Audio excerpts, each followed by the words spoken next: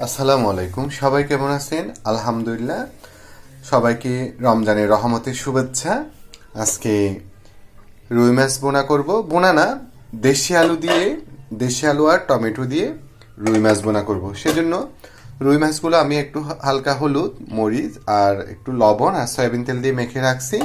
আর হচ্ছে এদিকে নতুন দেশি আলুগুলো খোসা ছাড়িয়ে নিচ্ছি সিদ্ধ হওয়ার পর। তারপর হচ্ছে টমেটো কেটে নিলাম, আর এদিকে পেঁয়াজ আর কাঁচামরিচ, রসুন বাটা আর আদা বাটা আলাদা দিব।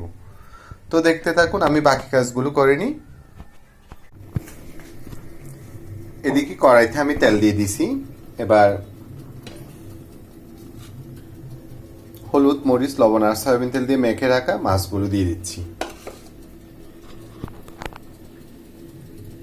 বিসমিল্লাহ।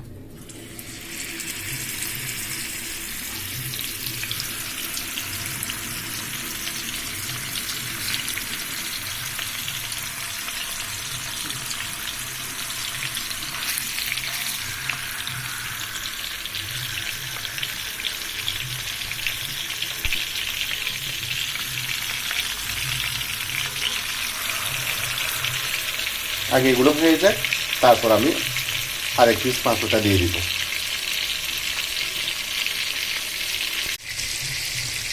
এক পাশ হয়ে যাওয়ার পর মাছগুলো আমি অপর পাশ উল্টিয়ে দিছি। মাশাল্লাহ,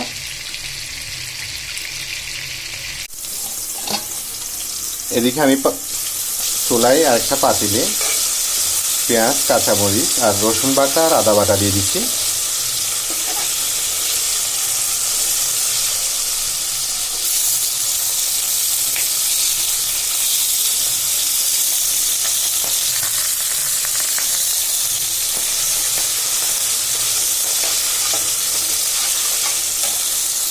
এবার আমি পানিতে ভিজিয়ে রাখা গুঁড়া মশলাটা দিয়ে দিচ্ছি।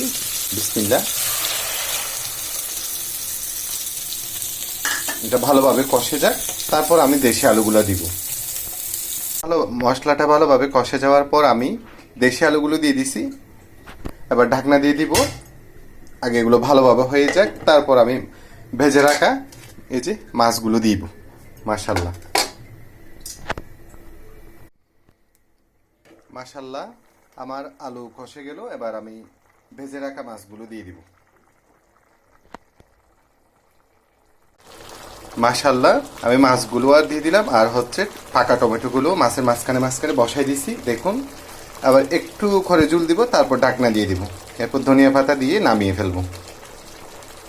মাশাল্লাহ, আমার আজকে রান্না একদম রেডি। দেশি আলু দিয়ে রুই মাছ আর টমেটো। দেখুন, খুব সুন্দর একটা ফ্লেভার আসছে। তো আজকের মতো এতটুকু। সবাই সবার জন্য দোয়া করবেন। আসসালামু আলাইকুম।